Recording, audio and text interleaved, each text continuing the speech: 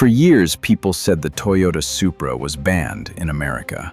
Car forums repeated it, YouTube videos spread it, enthusiasts swore by it. The story became part of the Supra's mythology, a forbidden car outlawed by the government, too dangerous or too fast or too Japanese for American roads. There was just one problem. It was never true. But here's the thing. The real story is actually more interesting than the myth, because while the Supra was never technically banned, there was a period where getting one legally into America was nearly impossible. Not because of a ban, because of a law so strange, so specific, and so quietly powerful that most people have never heard of it. And that law didn't just affect the Supra. It affected some of the greatest cars ever built. It shaped an entire underground import culture, and it turned a handful of Japanese sports cars from the 1990s into some of the most sought-after, most expensive, and most obsessively collected vehicles on the planet today. This is the real story of why the Toyota Supra almost disappeared from America, and why the myth that surrounds it might be more powerful than the truth. To understand any of this, you need to go back to the 1980s, and you need to understand a problem that was quietly destroying lives on American roads. Throughout the late 1970s and into the 1980s, a gray market had developed in the United States for imported vehicles. Wealthy Americans who had lived or traveled abroad had fallen in love with European and Japanese cars that were never officially sold in the US.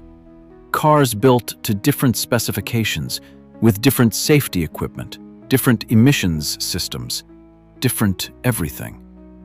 These people wanted those cars. And where there is demand, there are people willing to supply it. A cottage industry grew up around importing these vehicles and modifying them, sometimes well, sometimes badly, to meet American safety and emissions requirements. The modifications were often questionable, the conversions were inconsistent, and in some cases, cars that had been converted to meet US standards were nowhere near as safe as cars that had been built to those standards from the factory floor. The government noticed, and in 1988, the National Highway Traffic Safety Administration introduced a regulation that would change the American car import landscape permanently. The 25-year rule. The logic of the rule was simple, even if the consequences were enormous. Any vehicle not originally manufactured to meet U.S. federal motor vehicle safety standards cannot be permanently imported into the United States unless it is at least 25 years old. That's it. That's the whole rule. If your car was built for the American market, if Toyota or Honda or BMW built it specifically to U.S. specifications and sold it through official U.S. dealerships, no problem. Drive it wherever you want, own it, sell it, do whatever you like. But if your car was built for another market, if it was a Japanese domestic market vehicle, built to Japanese specifications, with a Japanese steering wheel on the right-hand side, meeting Japanese safety and emissions standards rather than American ones, you could not import it permanently into the United States until it was 25 years old. The clock started from the actual date of manufacture, not the model year, not the year it was sold, the date it was built. And for an entire generation of Japanese sports cars from the early 1990s, the cars that enthusiasts on both sides of the Pacific considered the most exciting, most technically advanced, most desirable machines ever to leave Japan, that rule created a wall, a legal wall, quietly maintained, that kept some of the greatest drivers' cars ever built off American roads for a quarter of a century. The Toyota Supra MK IV arrived in 1993, and immediately it was clear that something extraordinary had happened. Under the bonnet sat the 2JZ engine, a 3.0-liter twin-turbocharged inline-six that Toyota had engineered with a cast-iron block so overbuilt, so deliberately robust, that it could handle power levels far beyond what the factory installed. The twin turbos produced 320 horsepower in standard form. In the hands of anyone who understood what they were looking at, the 2JZ was a platform for almost unlimited power. Tuners would later push it past 1,000 horsepower. Some built engines making 1,500. The block held together because Toyota had built it to survive anything. The gearbox was a 6-speed manual, precise, direct, mechanical in a way that connected the driver to the car in a manner that modern dual-clutch gearboxes simply don't replicate.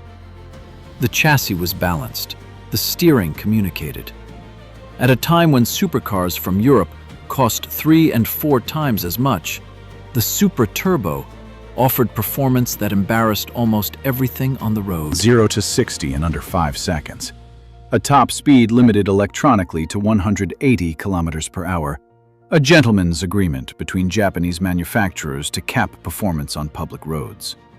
Remove that limiter, which tuners did immediately, and the Supra's real capability became apparent. In Japan, it was sold through Toyota's Toyopet dealer network. In America, Toyota brought a US specification version through official channels, built to FMVSS standards, meeting EPA emissions requirements, fully legal. No ban, no blacklist. You could walk into a Toyota dealership in 1994 and order one. But the US spec car and the JDM car were different. Different tuning, different specifications, different character. And the enthusiasts who knew the difference wanted the JDM version. The version that Japan got. The one they couldn't officially have. This is where the myth begins. Because the JDM Toyota Supra, the right-hand drive Japanese market version, could not be imported permanently into the United States under the 25-year rule. Not because it was banned. Not because the NHTSA had declared it dangerous or unreliable or blacklisted. Simply because it had not been manufactured to US specifications, and it was not yet 25 years old. The internet took this nuance and simplified it into something more dramatic. The Supra was banned. The government had outlawed it. The NHTSA had put it on a blacklist. Forums repeated this.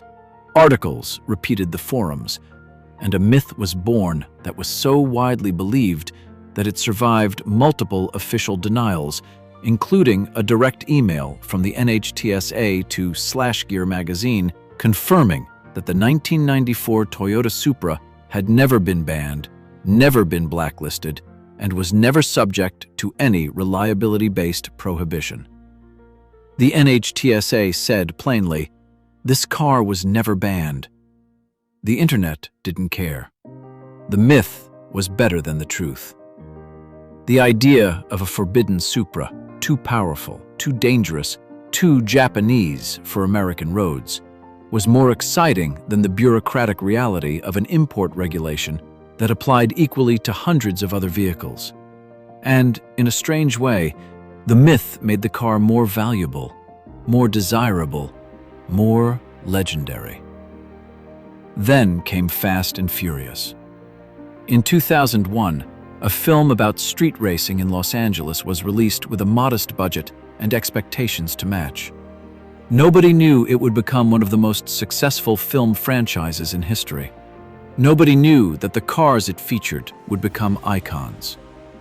Brian O'Connor, played by the late Paul Walker, drove a Toyota Supra, an orange MK4 with a massive wing, a tuned 2JZ, and a scene where it outruns a Ferrari 355 that made every car-obsessed teenager in America stop breathing for about 15 seconds. The Fast and Furious effect on the Supra was immediate and permanent. A car that had been a niche enthusiast favorite became a cultural icon overnight. Kids who had never heard of the 2JZ engine or the 25-year rule or JDM import regulations suddenly knew exactly what a Supra was and exactly why they needed one. The Supra's popularity exploded at precisely the moment when getting one legally, the US spec version, was becoming increasingly difficult because Toyota had discontinued the Supra in America in 1998 due to slow sales and stopped global production entirely in 2002. The car had been discontinued. The demand had just tripled. Prices for clean, low-mileage examples started rising, then rising faster, then rising in a way that defied conventional automotive logic. The 25-year clock kept ticking. The 1993 model year JDM Supra became legally importable into the United States. For the first time, American enthusiasts could bring the Japanese spec car, the real car, the right-hand drive twin-turbo that Japan had been driving for 25 years, through customs legally, without modification requirements, without regulatory battles. The reaction from the collector market was extraordinary. Prices that had already climbed significantly pushed higher still. A clean, unmodified, low-mileage 1993 JDM Supra Turbo, the car that Toyota had struggled to sell for $40,000 in 1993, began trading hands for $80,000, then $100,000, then more. By 2024, well-documented examples were selling at auction for figures that would have seemed absurd a decade earlier. The 25-year rule, designed to regulate safety standards, had accidentally created one of the most explosive investment markets in modern automotive history. Every year, a new batch of previously inaccessible Japanese sports cars crossed the threshold and became legal. Every year, collectors who'd been waiting started moving. The Supra wasn't alone. The Nissan Skyline GT-R R34, arguably the most famous Japanese sports car ever built, the car that Gran Turismo turned into a global obsession, began crossing the 25-year threshold in 2024. Early examples have traded for between $140,000 and $280,000. For a car that was never officially sold in the United States.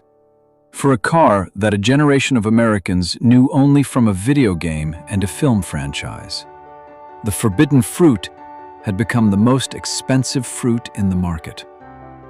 In 2019, Toyota brought the Supra back.